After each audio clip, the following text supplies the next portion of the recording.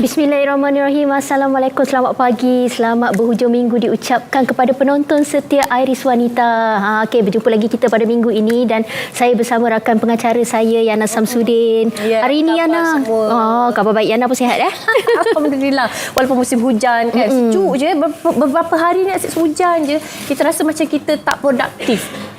Serasa je. Yelah, selalu kalau macam hujan-hujan ni memang kita rasa macam malas je. Okey, tapi hari ini kita bersiaran di Iris Wanita 11 Disember 2022 dan saya rasa pastinya ibu bapa dekat luar sana sekarang ni tengah sibuk. Ada ibu yang mungkin dah menjadi harimau ke sebab dah start cuti sekolah sekarang ni.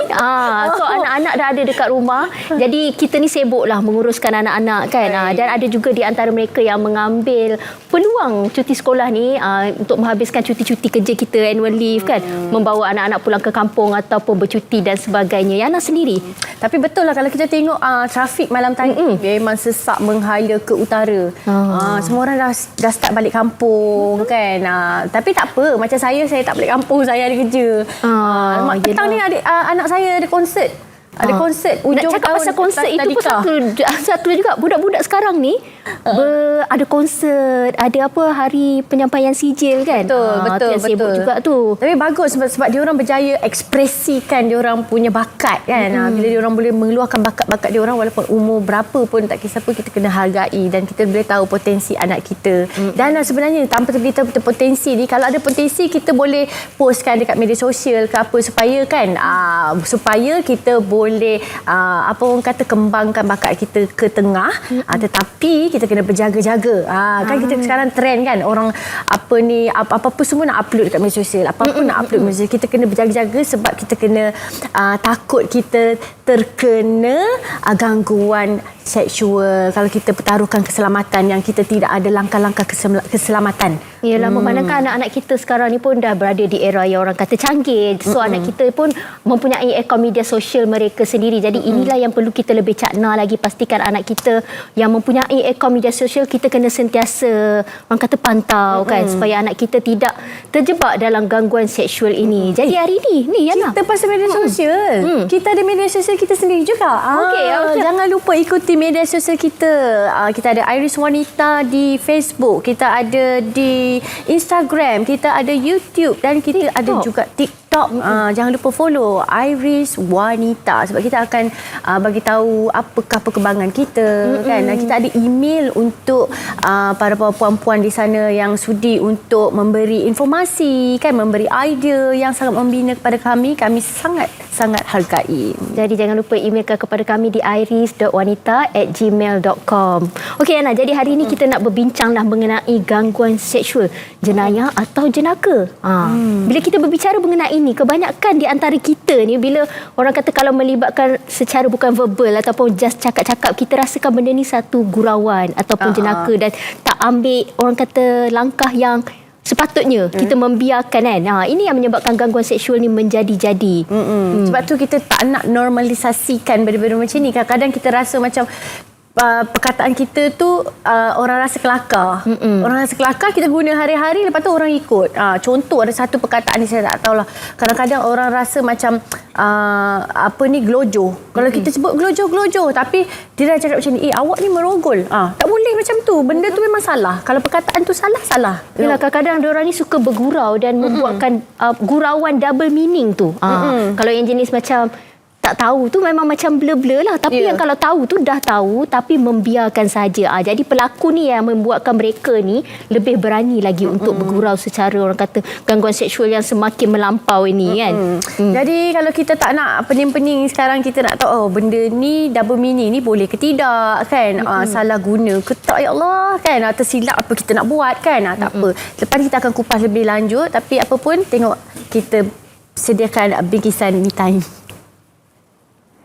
Nama saya Elena Murang. Saya merupakan seorang pemain sapek dan penyanyi.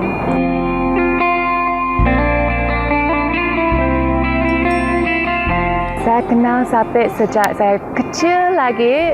Saya selalu dengar rakaman CD sapek dan saya mula belajar sapek bila saya berusia 10 tahun. Saya bergiat aktif dengan sapek masa saya berumur 12 tahun saja. Masa tu kami bermain di Festival Rainforest World Music Festival di Sarawak dan juga event-event di Kuching saja. Full-time sapek player sejak tahun 2016. Bila saya bermain sapek, saya berasa tenang sekali dan itulah yang paling best lah tentang sapek. Bagi saya, kejayaan tertinggi dalam perjalanan saya dengan bermain sapek adalah bermain sapek di merata-rata dunia. Bukan saja di Malaysia tapi sampai ke Iceland ada, di US, di Taiwan, Australia dan banyak lagi negara di Eropah. Dan bagi saya itulah merupakan satu kejayaan sebab kalau kita nampak 20 tahun lepas kan, memang tidak ada generasi muda yang bermain sapek dan kurang juga orang Ulu sendiri yang pandai bermain sapek. So saya sangat gembira dan bangga sapek dan muzik sapek boleh pergi di seluruh dunia. Sekarang ni alat muzik tradisional sapek saya rasa masih ramai orang yang tidak kenali. Ada juga orang Sarawak yang tak pernah nampak ataupun pegang sapek. Ada juga orang Malaysia yang tak pernah dengar tentang alat muzik sapek. Tapi ada juga banyak orang yang pernah dengar. Dan kalau di seluruh dunia, rasanya ramai orang yang tak pernah melihat sapek ataupun mendengar sapek. So bila mereka berjumpa dengan sapek ataupun pergi ke persembahan saya, mereka sangat kagum dan terpikat dengan bunyi sapek. Bagi mereka yang ingin bermula bermain sapek, nasihat bagi mereka adalah untuk start saja. Jangan terfikir banyak-banyak, jangan takut kalau sapek susah sangat. Start saja. Itulah langkah pertama untuk bermain sapek. Yang penting mesti ada motivasi sendiri dan kerja keras untuk bermain sapek.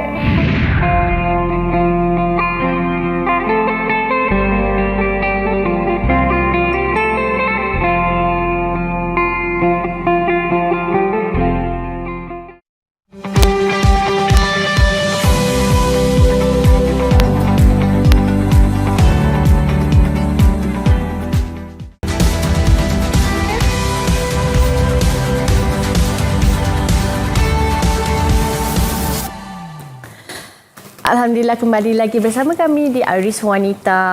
Jangan lupa kita orang ada ni tau. Ada siaran ulangan sebenarnya. Siapa tiba-tiba alamak terlepas baru tengok kami. Hai. Sibuk pagi-pagi ni kan. Kita boleh jumpa lagi pukul 4 petang di Best TV. Pukul 11 malam kita ada dekat TV1. Masih lagi bersama dengan kami. Okey, so kita nak cerita balik pasal jenayah seksual. Okey, dulu besarnya pasal jenayah seksual ni mari kita kecilkan. Jenaka ataupun Jenayah. Macam ni. Susah kan? Kita tak tahu. Sebab kita tak tahu. nak membezakan benda tu satu gurauan ke ataupun sesuatu yang serius sebenarnya kan. Takut pula kan kalau jiran sebelah saja saya cakap macam mana. Pula kita nak dakwa dia jiran sebelah. Esok nak jumpa dia lagi. Ataupun belum lagi kita. Kalau kejadian yang dekat office, kalau macam bos yang buat gangguan seksual, kan nanti kalau kita report kan tak dapat pula permanent kerja ke. Betul. Buang ke. Pening lah macam ni. Tapi tak apa. Bukan kita yang akan bincangkan. Apa soalan kita akan tanyakan pada tetamu kita hari ini. Tetamu kita hari ini kita nak ucapkan selamat datang kepada Puan Nur Zavita Muhammad Nur selaku seorang peguam bela dan pengacara, dan juga di sebelahnya kita ada Puan Nadiah Sariani Mat Syarif selaku pakar kriminologi dan juga pensyarah management di MSU. Assalamualaikum, selamat datang. Kita cerita pasal kisah berat ni. Kisah berat tapi kalau boleh kita nak sampai terus pada seluruh lapisan masyarakat. Kita nak tahu pasal jenayah seksual. Boleh terangkan mungkin apa Konsep beta. maksud dia. Kalau kita Jenayah nak tahu kan, seksual. sebab tadi boleh kata-kata kadang-kadang kalau terjadi kat pejabat, mungkin keadaannya bila berlaku kat pejabat, mungkin ada mereka sebenarnya tak memaksudkan. Mungkin mereka kata alasan yang diberikan selalunya mereka akan kata saya bergurau, okey. Tetapi kena ingat, gangguan seksual apa yang dimaksudkan? Pertama, apabila sesuatu perbuatan, dia tak kisahlah sama ada secara lisan, bukan lisan, maknanya kita cakap, kita tak cakap, kita buat gerak isyarat, kita buat bunyi, atau mungkin kita hantar WhatsApp, kita hantar visual kepada pihak satu lagi yang mempunyai sifatnya berbentuk seksual, dan orang ni tak mahu. Saya ulang lagi sekali, tidak dimahukan. Orang tak suka, orang tu rasa terancam, dia rasa jelik, dia rasa kehormatan dia ataupun keaiban dia terganggu, maka itu adalah merupakan gangguan seksual. Dan kena ingat, gangguan seksual ni orang kata kalau saya tak sentuh mungkin tak apa, saya tak sentuh, okey. Tetapi sebenarnya gangguan seksual ni dia bukan fizikal dan juga boleh jadi fizikal. Dan saya nak ingatkan lagi kepada ibu bapa, kalau ada, dia ceritalah, ada orang ni bergurau begini-begini dengan saya, dan mereka adalah kanak-kanak tau, yang mangsa ni adalah kanak-kanak. Kita ada Akta Kesalahan-Kesalahan Seksual Terhadap Kanak-kanak 2017 yang memperuntukkan fizikal, gangguan seksual fizikal dan bukan fizikal.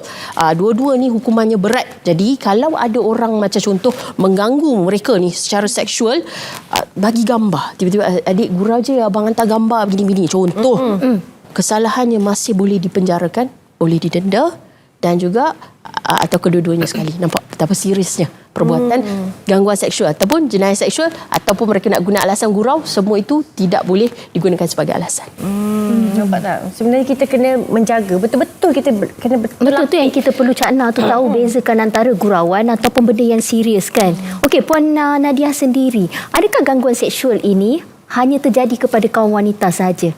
Okey, bila kita cakap pasal gangguan seksual ni, biasanya kita kata tipikal mangsa adalah wanita, sebab dia ialah pelakon seksual ni selalu dikaitkan dengan lumrah lelaki, jadi selalu dilakukan terhadap wanita sebagai mangsa. Tetapi kalau kita lihat trend jenayah sekarang, dia bukan sahaja mangsa sebagai wanita sebagai mangsa, tetapi juga melibatkan lelaki, dan kes-kes ini adalah lebih orang kata lebih serius, sebab bila dia melibatkan lelaki sebagai mangsa, lelaki tidak tampil ke hadapan untuk membuat laporan polis.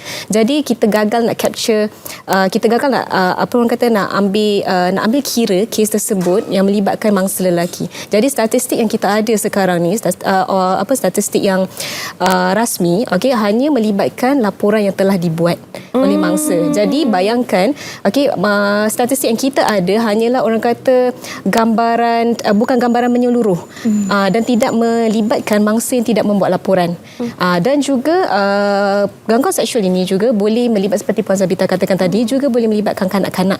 Okey, dan dia dengan kemajuan teknologi yang sekarang ni, okey, pelaku boleh melangkaui fizikal, okey, dan juga lokasi untuk mencapai untuk mendapat akses kepada mangsa, dan itu adalah lagi bahaya. Mangsa sebenarnya boleh juga terdiri daripada kaum lelaki kan, mungkin wanita yang mengganggu kaum lelaki tersebut, ataupun lelaki mengganggu kaum lelaki juga, asalkan tak selesa. Dia merasakan diri itu tak selesa. Okey, Puan Zabita, selalunya gangguan seksual ni apakah punca berlakunya dan mengapakah ianya terjadi? Selalunya kalau kita lihatlah gangguan seksual yang kadang-kadang bila kita kata ke jenaka ke ataupun sebenarnya jenayah, mungkin kalau berlaku di pejabat, di tempat kerja ataupun di kalangan sama saudara ni, mereka dengan niat konon-konon nak berjenaka, dan ada juga memang ianya hadir daripada sexual predator. Banyak kita lihat di bawah orang kata kesalahan-kesalahan yang telah dilakukan, mereka ni memang suka perkara-perkara begini, dan saya nak ingatkan juga, kalau kita lihat di internet sekarang kan, bila zaman-zaman social media ni, ibu bapa mereka selalu bagi kepada anak-anak akses yang sangat bebas, dalam keadaan ini menyebabkan ramai predator ataupun mangsa yang ada, sebab tidak ada kawalan.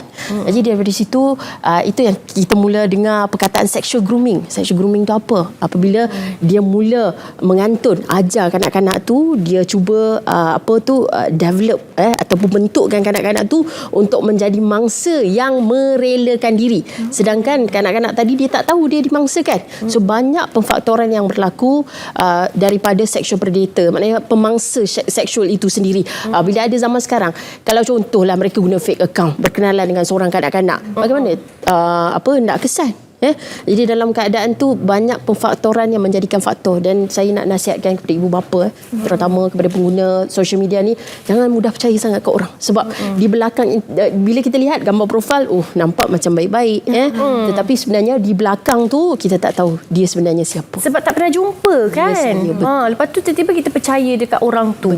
Betul. Okey, kita nak tanyalah pada Puan Nadia. Okey, sekarang ni kempen dah banyak dah. Okey, dah cerita dah pasal gangguan seksual ni apa, macam mana cara untuk menghadapi kalau budak kecil yang kata kalau setiap kali ada berapa 3 step, menjerit kan, cakap no, lepas tu bagi tahu mak ayah kan, memang ada kan, tetapi kes semakin naik, betul kan? Tadi kata statistik semakin naik. Apa sebenarnya yang kekurangan dalam masyarakat kita yang menyebabkan kes semakin naik antara gangguan seksual ni? Okey, dia mengambil tahu adalah salah satu kita nak mencegah. Okey. So jadi untuk mangsa, daripada perspektif mangsa ya, bila dia ada pengetahuan, dia tahu macam mana nak lapor, nak kenal pasti ini adalah gangguan seksual. Okey, jadi dia tahu okey ni gangguan seksual, saya perlu buat laporan kepada siapa. Okey, itu sebagai satu langkah pencegahan. Tetapi bila kita melihat dalam konteks pelakuan jenayah seksual itu sendiri, dia ada terlalu banyak faktor yang boleh menyumbang kepada insiden gangguan seksual itu sendiri. Sebagai contoh, dalam situasi gangguan seksual ni, kebiasaannya dia berlaku di mana pelaku dengan mangsa itu berada dalam keadaan berdua-duaan di tempat yang orang kata tertutup. Tak ada CCTV, tak ada saksi lain. Jadi dia membuatkan orang kata kadang-kadang ada setengah orang dia mungkin terlalu terkejut, tak tahu nak respon bagaimana. Pengetahuan itu penting. Tapi dia berbalik kepada ni lah, apabila nak membuat laporan tu bukti tak ada. Dan bila kita kata sebagai seorang individu, bila kita dalam keadaan trauma atau dalam keadaan stres, kita ada kebiasaannya kita ada 3 jenis respon yang kita berikan. Sama ada yang kita kata fight and flight response. Okey, sama ada kita lawan, okey, which is macam kita buat laporan atau kita kata tidak. Untuk menghentikan perbuatan tersebut. Yang kedua adalah flight, means lari daripada keadaan tersebut lah. Tapi kita juga terlupa ada keadaan ketiga di mana mangsa boleh juga berada dalam keadaan freeze. Maksudnya dia tahu kaku, tak tahu, terkejut. Dia tahu itu apa yang berlaku tapi tak tahu nak bertindak balas bagaimana. Jadi macam saya katakan, pengetahuan itu, kempen kesedaran itu adalah satu inisiatif untuk mencegah. Tapi kita juga perlu mungkin siap sediakan diri kita juga bagaimana kita nak bertindak balas terhadap apa yang berlaku. Dia bukan saja sebab mencegah tapi respon. Respon itu juga penting. Bila saya mendengar macam ni, saya rasalah kan kita kena ada latihan kecemasan kebakaran kan. Ya, betul. Mungkin kita kena buat juga dalam latihan kecemasan untuk kalau diganggu tu. Kalau berlakunya gangguan seksual. Okey, sebenarnya kita nak tanya banyak lagi tapi kita nak berehat seketika dan kita ada sedikit bingkisan. Bingkisan dia. Jadi kita saksikan bingkisan ini.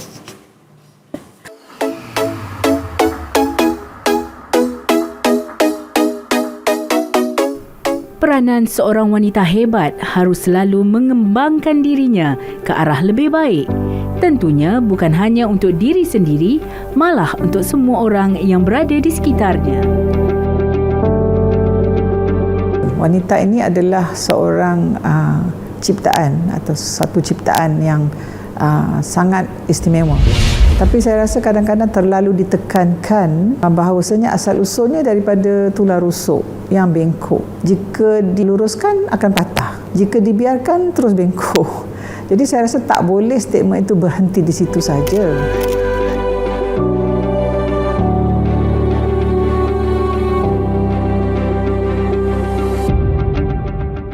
Dia harus diperkukuhkan lagi ataupun ditambah nilai dengan ayat-ayat Quran surah Al-Ahzab yang mengatakan di mana Allah menekankan, hai orang-orang yang beriman lelaki dan perempuan, hai orang-orang yang berpuasa lelaki dan perempuan, dan seterusnya. Kita kata ciri-ciri orang-orang beriman lelaki dan perempuan, ya. Maknanya saya lihat situ tidak ada diskriminasi.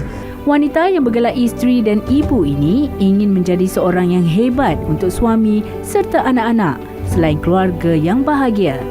Tidak hairanlah apabila beliau dianugerahkan anugerah Langkawi yang merupakan suatu pengiktirafan tertinggi negara kepada individu di Malaysia yang memberi sumbangan besar ke arah kelestarian alam sekitar. Saya rasa saya macam orang biasa saja. Maksudnya saya seorang isteri, saya seorang ibu, saya seorang pendidik, ya. Saya seorang yang cuba membantu masyarakat dalam aspek-aspek NGO, ya. Dan saya cuba membantu di mana yang boleh. Kerana alhamdulillah kerana latar belakang saya punya datuk, ibu bapa dan rakan-rakan yang selalu menekankan, kan, seperti dikatakan oleh sebuah hadis, yang terbaik, manusia yang terbaik ialah yang berguna kepada orang lain. Jadi kita sentiasa perlu melakukan sesuatu yang baik, tak kira lah apa pun. Dalam kita merendah hati, kita tak sombong, kita juga mempunyai satu sifat di mana kita yakin pada diri kita sendirilah dan kita buat yang terbaik. Kita juga ingat dalam surah Az-Zalzalah dalam Al-Quran Al-Karim, setiap benda, perkara yang sekecil-kecil atom pun yang baik yang kamu buat akan dicatat, akan dibalas, ya, dan sebaliknya. Setiap individu pasti akan mengalami tempoh sukar, tidak terkecuali ikon sains dan peradaban Maulidur Rasul 2022 ini. Saya rasa di antara peristiwa yang agak down apabila saya terpaksa berpisah dengan anak dan suami demi amanah yang diberikan oleh Pak Universiti untuk saya menghabiskan pengajian saya di peringkat PhD lah di luar negara, ya. Jika dibayangkan perpisahan, saya ingat lagi masa itu sakitnya itu, seolah-olah saya terlantar atas satu keping papan dengan luka-luka di badan dan saya terapung di laut air masin. Bayangkan air masin masuk dalam luka. Jadi dia beyond tangisan dia. Tetapi demi kita kata, ya, memenuhi amanah kepada kita, dan mungkin Allah kata kita melalui masalah itu sebab lepas ni ada kerja-kerja yang Allah nak kita laksanakan, kan. Kita tahu bahawasanya kita dididik supaya bertakwa. Saya masa itu kita mungkin belajarlah masuk takwa, bergantung tak ada pada yang lain lagi selain pada Allah SWT, dan sedari bahawasanya hakikatnya kita ini hidup setiap hari, di nyawa kita ini, hembusan nafas ini diberi oleh Allah baharu setiap hari. Malam tadi kita tidur, kita roh haiwani saja. Orang sebut nama pun kita tak boleh nak respon. Pagi tadi kita bangun balik, siap Allah beri, boleh bercakap, boleh mendengar, semua dapat balik roh manusiawi itu, kan. Jadi itu satu modal yang sangat kritikal, dan kita semua pun faham dari didikan kita bahawa setiap hari itu diberi balik modal hayat itu, nyawa itu sebagai modal untuk kita laksanakan apa. Jadi itu yang saya rasa lah, kalau kita boleh ingat itu, jadi dalam momen kita paling down, itu juga boleh bercakap tentang momen yang manis. Jadi kita rasa sangat terharu kerana Maulidur Rasul itu meraihkan hari kelahiran Rasulullah SAW. Tetapi yang dapat hadiah kita pula. Jadi kita imbas balik, kan, semua yang kita buat selama ini atas suka kita sendiri, dengan rela hati. Kita memang enjoy buat benda-benda tu, kan, sebab suka alam sekitar contoh, kan. Tetapi dapat hadiah untuk sesuatu yang kita suka. Jadi saya rasa kemanisannya sekali lagi adalah beyond yang standard saya lah, beyond yang biasa, kan. Tetapi di sebalik anugerah itu juga saya melihat apa lagi yang saya perlu buat. Dia, Profesor Datuk Dr. Azizan Baharudin.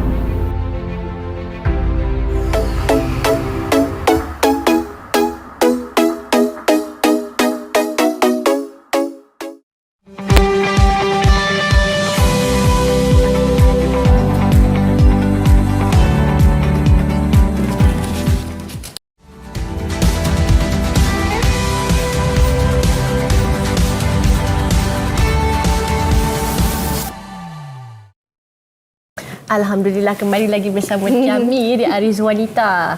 Dan kita nak Dan kita masih lagi membincangkan topik mengenai jenayah seksual, gangguan seksual jenayah ataupun jenaka, dan kita masih lagi bersama tetamu jemputan kita, Puan Zabeta dan juga Puan Nadia. Okey, kita sambung topik perbincangan kita hari ini. Puan Zabeta, rata-rata mangsa jenayah gangguan seksual ini kadang-kala takut untuk tampil membuat laporan. Apa yang menyebabkan mereka ini takut untuk tampil membuat laporan?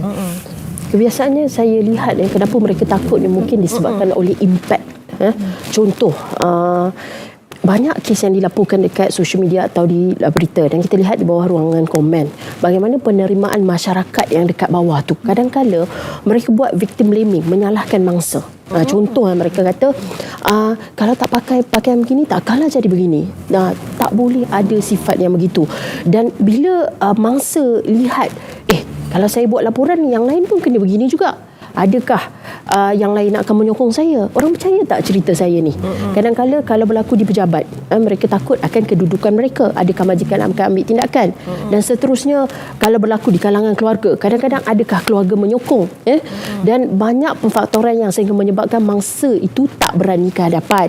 Sebenarnya kita sebagai satu masyarakat ni, kita kena bagi sokongan dekat mereka. Kita kena kata bahawa perbuatan itu salah. Mereka perlu faham sebenarnya, walaupun perkataan, sebab orang sebenarnya faham fizikal itu gangguan seksual. Jadi mereka kena faham bahawa gangguan seksual boleh berlaku dalam pelbagai bentuk. Dan seterusnya mereka perlu tahu bahawa ada undang-undang yang menghukum. Kita ada undang-undang di bawah kanun keseksaan yang mengatakan kalau kita di bawah Seksyen 509 kanun keseksaan, apabila kita menggunakan perkataan secara lisan, bukan lisan, gerak isyarat, bunyi atau apa sahaja yang mengganggu kesantunan atau kehaiban seseorang, maka pelaku tadi tu boleh dikenakan, jika disabitkan hukuman, boleh didenda atau dipenjara atau kedua-duanya sekali.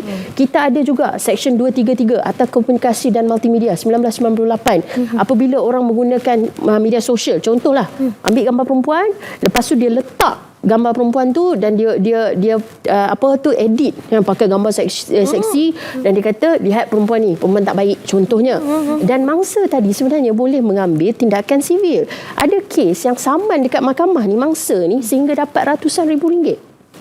Dan juga dalam contoh kalau buat isyarat, kita ada Akta Kesalahan Kecil bawah Seksyen 14. Banyak sebenarnya kalau saya nak sebut ni. Tadi saya dah sebut Akta Kesalahan seksual terhadap kanak-kanak. Tapi kadang-kadang mangsa ni dia jadi, mungkinlah dia keliru, mungkin tak ada sokongan. Sebab tu mereka diamkan dan mereka takut impact. Cari kawan-kawan yang jenis supportif, yang memberi sokongan, yang boleh baru kita ada semangat. Okey, tapi selalunya Puan Zabeta, bila menjadi mangsa gangguan seksual ni, macam Puan Nadia katakan tadi, mereka ini seolah-olah terkejut ataupun takut. Okey, lepas beberapa kejadian yang berlaku ke atas diri mereka, ataupun mungkin kejadian tu telah lama berlalu, adakah mangsa masih lagi boleh membuat laporan? Contohnya macam dah setahun berlalu, adakah mereka masih lagi boleh membuat laporan dan sebagainya?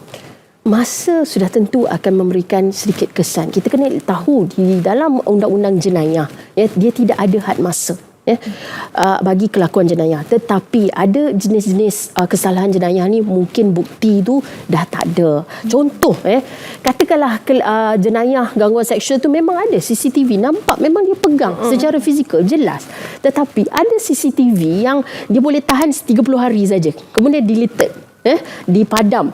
Dan ada juga keadaan yang mana hari tu ada saksi mata yang menyaksikan, walaupun tak ada CCTV, dia kata ya saya nampak dia sentuh perempuan ni begini-begini, tetapi sebab kita lambat buat laporan polis, maka saksi tadi tu dah hilang, tak dijumpai, dah tak ingat. Jadi dalam keadaan kes-kes gangguan seksual ni, saya memang galakkan ambil tindakan segera. Dia jangan takut sebenarnya, sebab kadang-kadang kita ni mungkin terlalu paranoid, kita bermain dengan minda kita sendiri. Macam mana kalau polis tak ambil tindakan? Cakap saya buat laporan polis di bawah kanun prosedur jenayah Seksyen 107, dia ada memperuntukkan bahawa setiap laporan yang mempunyai elemen jenayah, polis perlu buat siasatan. Ada kes yang anak guam ni telefon saya, dia kata puan saya ni diganggu seksual, tetapi ada kawan kata tak payah buatlah sebab dia tak ada kesan bukti, kata sentuhan fizikal di bahagian sekian-sekian. Saya kata pergi buat laporan polis, dan dia pergi buat laporan polis, dan rupa-rupanya dekat kawasan tu ada CCTV CCTV. Pihak polis datang dan memang ada CCTV dan tindakan jenayah telah diambil. Nampak tak bila kita paranoid dan kita dengar orang kata ini kata itu kata, dah sudahnya tak ke mana. Sebenarnya kalau tak usaha, kalau tak ada tindakan, macam mana nak ada hasilnya? Report je dulu kan, betul tak? Jadi kita nak tahulah, okey dah cerita macam ni, report dulu, report ke tak? Kawan kata tak payah. Jadi kita nak tahu step awal, langkah awal paling basic sekali lah. Ialah orang luar kan kata, kalau saya report nak pergi kat mana ni? Balai polis ke, jumpa lawyer ke lah, kena bayar duit yuran lawyer banyak pula. Jadi boleh tak bagi tahu apakah langkah paling asas sekali untuk membuat report? Okey, pertama sekali kalau kita kata laporan rasmi, memang kita akan pergi ke polis lah untuk membuat laporan. Okey, tapi katakanlah ianya adalah gangguan seksual di tempat kerja. Okey, di tempat kerja juga kadang-kadang certain organisasi dia ada kod amalan di mana dia akan mengambil tindakan sendiri, okey, terhadap pelaku seksual. Okey, so dia boleh juga katakan dia adalah satu gangguan seksual di tempat kerja, okey, boleh laporkan kepada HR, okey, tentang perkara yang telah terjadi, dan juga boleh membuat laporan polis sebagai laporan rasmi lah. Okey, jadi itu orang kata langkah yang paling pertama sekali kalau kita nak buat laporan rasmi. So apa yang akan terjadi selepas itu adalah mengikut undang-undang lah. Okey, cuma sikit saya suka nak tambah sikit lah daripada apa yang Puan Zabita maklumat tadi tentang kenapa mangsa kadang dia tidak suka nak membuat laporan. Salah satunya adalah mungkin kadang mereka takut dengan proses undang-undang itu sendiri. Takut nak jumpa polis, takut nak fikir nanti kalau kita pergi report polis, katakanlah pelaku tu ada ahli keluarga, memalukan keluarga. Kadang dipikir berapa lama masa akan ambil ni. So jadi kadang proses undang-undang tu mungkin akan memakan masa yang lama. Jadi mangsa saya tak naklah turun naik mahkamah, berapa tahun nak tunggu, dalam masa nak menunggu tu adakah saya hilang pekerjaan, nanti kan. malu lagi, stigma masyarakat seperti yang dikatakan tadi. Okey, so ada banyak faktor. Tapi seperti apa yang Puan Zabita tekankan tadilah, okey, buat laporan polis dahulu. Okey, kita tak tahu apa bukti yang boleh dijumpai. Itu adalah usaha pihak polis lah, okey, dalam mengumpulkan bukti untuk membuktikan jenayah. Okey, tapi sebagai mangsa, respon yang paling rasional sekali adalah membuat laporan rasmi. Okey, itu kalau perbuatan memang nampak kan. Tapi kalau melalui lisan pula macam mana? Mungkin ada orang yang dia rasa aku ni highly sensitif, padahal orang tu puji je, cantik lah awak hari ini, kan? Ataupun ada orang kata boleh tak jangan pakai ketat sangat, mengganggu pandangan saya, padahal dia cuba tegur tapi dia kata gangguan seksual lah tu awak cakap sini. Yang tu macam mana pula nak buat? Kita nak kelaskan lagi ni, susah kelas pun kita tak tahu lagi. Nak kena faham. Sebab tu kadang-kadang ada setengah orang ni dia jenis oversensitive tau. Bila kita cakap dengan dia kan, padahal kita bergurau tapi kita tengok muka dia dah lain dah. Tambah pula dalam kes-kes yang gangguan seksual. Ada soalan yang ditanyakan kepada saya, dia kata, Puan, kita ni tak tegur cara pemakaian dia sebab yelah tak sopan pakai gitu pergi tempat kerja, mengganggu juga kita orang yang melihat, katanya. Jadi bila saya nasihatkan, dia kata tengok-tengok saya ni gangguan seksual terhadap saya. Ini sebenarnya apakah garis yang menentukan atau membezakan di antara gangguan seksual dengan dia bergurau. Dia kalau kita lihat contoh, kalau kita cantik awak hari ni, saya suka tengok awak pakai baju warna merah, ya. Dalam keadaan itu kalau kita tanya kepada orang yang ketiga, adakah itu gangguan seksual? Kalau orang lain kata tak ada, dia tak adalah menyentuh berkenaan dengan tubuh badan, okey. Jadi dari segi undang-undangnya, kalau laporan polis dibuat, dia tidak boleh, dia tidak ada elemen jenayah pun. Tetapi okey, apabila terlalu jelas, saya nak rujuk kepada situasi yang pernah berlaku berapa bulan yang lalu lah, apabila ada satu kes seseorang didakwa di mahkamah kerana melakukan gangguan seksual terhadap kanak-kanak. Dan kita boleh lihat di bawah ruang komen itu bagaimana orang awam memberikan gambaran, okey, ataupun macam umur semuda ini barang baru, katanya. Ada perkataan itu macam tu, barang baru. Itu dah bermeaning kan? Ya, itu dah terus-terusan. Itu memang, tetapi kalau kita baca, kalau macam contoh, saya akan rasa macam tu, Puan Nadia akan rasa macam tu. Ini double meaning, ini adalah merupakan satu kesalahan. Maka jelas itu adalah kesalahan jenayah. Jadi kita ni semua orang memang kita tahu dia tengah buat lawak double meaning, maka itu adalah gangguan seksual. Kepada mereka yang jenis mungkin kadang-kadang dia tahu diri dia sensitif, cepat tersentuh, mungkin boleh tanya pendapat kawan-kawan yang lain lah. Tetapi kalau dah jelas menggunakan perkataan-perkataan yang memberikan gambaran seksual tu. Kalau kita nak sebut pun kita semua tahu kan, contoh. Okey, maka itu adalah merupakan gangguan seksual yang saya sebutkan akta tadi tu. Okey, maka mangsa tadi boleh ambil tindakan. Mangsa boleh mengambil tindakan, dia buat laporan polis secara jenayah. Satu, yang pertama. Yang keduanya adalah secara sivil. Sebab ada kes yang telah diputuskan dekat Mahkamah Persekutuan, dia kata gangguan seksual ni ada ganti ruginya. Sebab kenapa? Dia menyebabkan kesusahan dan kepayahan. Dan seperkara lagi saya nak kongsikan, kita ni masih dalam proses rang undang-undang anti gangguan seksual, yang mana kalaulah telah dijadikan undang-undang di Malaysia, mangsa gangguan seksual ni boleh pergi dekat tribunal untuk menuntut perbuatan yang katalah gangguan seksual begini, contohlah maksimum dia boleh minta sehingga RM250,000, boleh jadi RM100,000, boleh jadi RM50,000, boleh jadi juga permohonan maaf. Jadi dalam pada kata konon nak bergurau tadi, konon nak bermesra-mesra tu, jangan sampai tergadai duit tu lah, tak berbaloi. Dan juga hormatilah orang-orang ni. Sebab tu kena cakap, kena jaga-jaga.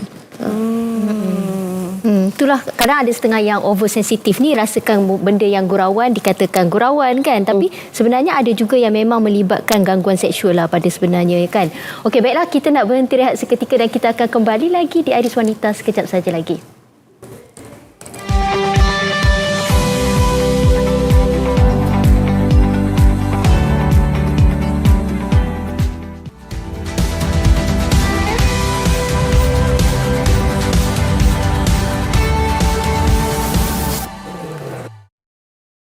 Terima kasih kerana masih lagi setia bersama kami di Iris Wanita, dan kita telah pun sampai di blok yang terakhir, jadi kita nak cepat-cepat sambung perbincangan kita pada hari ini. Okey, Puan Zabeta, selalunya lah bila berlakunya gangguan seksual ini di kalangan keluarga terdekat, macam seperti sebelum ini saya ada menerima satu kes tau, di mana seorang kanak-kanak ini telah diganggu seksual oleh bapa tirinya, tetapi ibunya tidak mahu melaporkan kerana takut nanti kehilangan suami ditangkap dan sebagainya. Jadi anak ini telah pun dihantar ke rumah penjagaan anak yatim.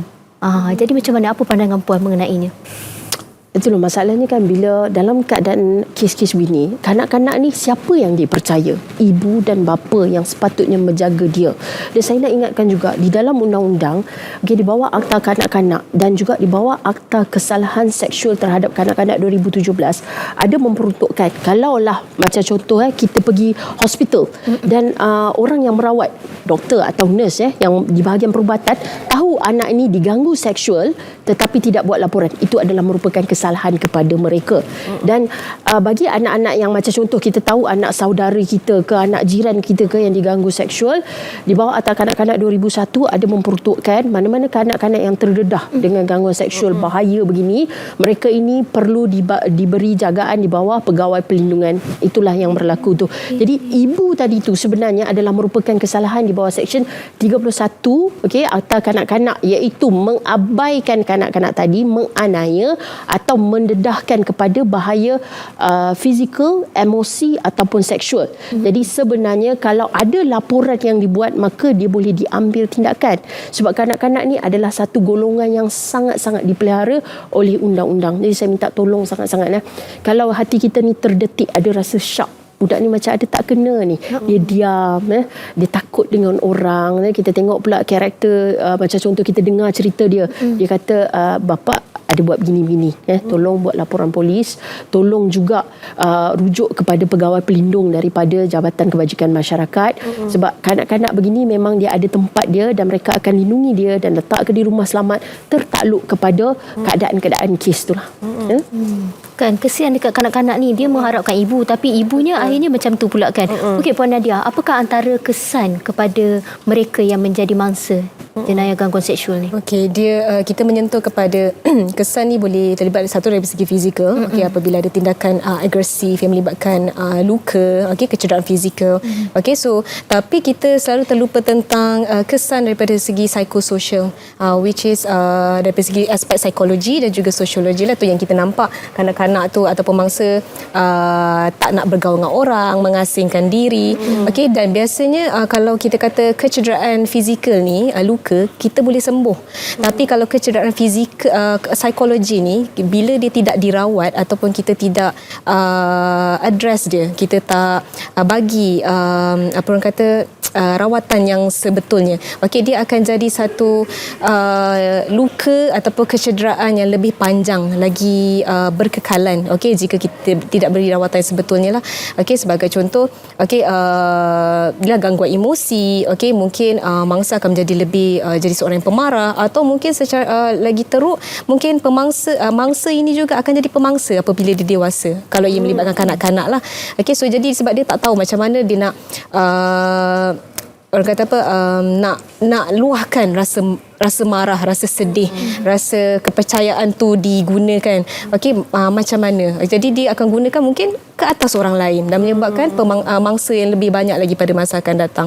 Okey, dan ada juga kes yang lebih teruk di mana mangsa mungkin terlibat dalam kes bunuh diri. Okey, jadi kita tidak mahu itu sebab dia adalah mangsa. Jadi mangsa perlu dirawat dan perlu dilihat sebagai seorang yang memerlukan pertolongan, bukan sebagai seorang individu yang perlu disalahkan. Jadi itu adalah persepsi yang kita perlu tukarlah. Okey, bila kita menyebabkan gangguan seksual, okey, dan juga macam mana kita nak tolong mangsa, beri sokongan. Okey, bukan kita menyalahkan dia lah. Stigma masyarakat. Ya, betul. Saya seronok dengar macam ni sebab macam Puan Zabita cakap juga tadi, Puan Nadia cakap juga, orang sekeliling kena bantu sebab impact dia sangat kuat. Mungkin boleh menyebabkan bunuh diri, depression kan. Jadi selain ibu bapa kita, kalau ibu bapa sendiri tidak boleh apa orang kata membantu membuat report, jadi cikgu boleh, siapa lagi? Siapa-siapa boleh, jiran pun boleh sebenarnya Jiran kan? boleh, ahli Kalau dengar. keluarga dan juga apa tu yang perubatan lah tadi kan, macam contoh dia hadir dekat hospital ke, nampak macam ada kesan lain macam ke atau apa-apa, maka itu adalah tanggungjawab. Dan saya nak ingatkan bukan sahaja tanggungjawab, undang-undang kata kalau tidak laporkan boleh didenda ataupun dipenjarakan. Tak lapor pun boleh didenda. Boleh denda. Okey, kita telah pun sampai di minit-minit yang terakhir sebelum kita berpisah. Okey, mungkin Puan Zabita ada pesanan untuk mereka di luar sana yang pernah menjadi mangsa gangguan seksual tetapi takut untuk tampilkan diri. Pesanan Puan. Saya nak terangkan kepada mangsa ni diakibatkan oleh undang-undang di Malaysia ni makin lama makin berkembang, dan kita lihat juga di dalam media sosial bagaimana sebenarnya masyarakat ni banyak memberi sokongan kepada mangsa-mangsa. Jangan takut, cuma apabila kita hendak kekuatan, carilah golongan yang banyak memberi sokongan dan bukan yang mengecam kita. Yang mengecam ni ada yang tak kena dengan mereka. Mereka suka cari kesalahan orang lain. Jadi cari kekuatan, tolong buat laporan, ambil tindakan yang sepatutnya. Sebab pemangsa yang melakukan jenayah seksual ni kalau dibiarkan bebas, mereka akan rasa mereka ada kekuatan. Sebab hari itu dah terlepas dan mereka akan cari mangsa lain. Jadi kita selamatkan diri kita, kita selamatkan mangsa yang mungkin akan jadi mangsa dia, dan kita ambil tindakan mungkin secara hukuman yang peruntukkan oleh undang-undang dapat menjadikan satu penghalang untuk dia meneruskan kelakuan dia. Ada banyak kes yang mana bila ditangkap dah tahu dah rupanya ada undang-undang, berat undang-undang, maka tak berani dah nak buat lagi sekali. Jadi jadi hero kepada diri kita sendiri dan juga orang lain. Ajar mereka ni. Jangan bagi bagi peluang pada orang lain. Macam mana Puan Nadia? Ada sedikit kata-kata secara ringkas. Sikit saja. Boleh follow dekat mana ke, Instagram ke? Follow kat Instagram. Okey, saya rasa Puan Zabita dah orang kata dah ulas lah dah segala apa yang perlu diketahui, tapi seperti yang saya message yang sama juga ingin kita katakan, jangan lupa report pengetahuan, report. Okey, sebab itu salah satu langkah pencegahan proaktif. Okey, tapi kita juga ada langkah pencegahan reaktif di mana kita ada undang-undang di Malaysia di mana boleh menyalahkan inilah menyebabkan kesalahan. Jadi kami nak ucapkan terima kasih pada tamu kita pada hari ini. Ya, Puan Zabita dan juga Puan Nadia. Nampaknya Iris Wanita telah pun sampai ke penghujung rancangan. Terima kasih kerana masih setia bersama kami sehingga 1 jam ini. Kita jumpa lagi minggu depan dengan topik yang lain pula. Saya Zura Mokhtar dan saya Samsudin. Bye. Assalamualaikum. Selamat hujung minggu. Selamat istirahat. Selamat balik kampung.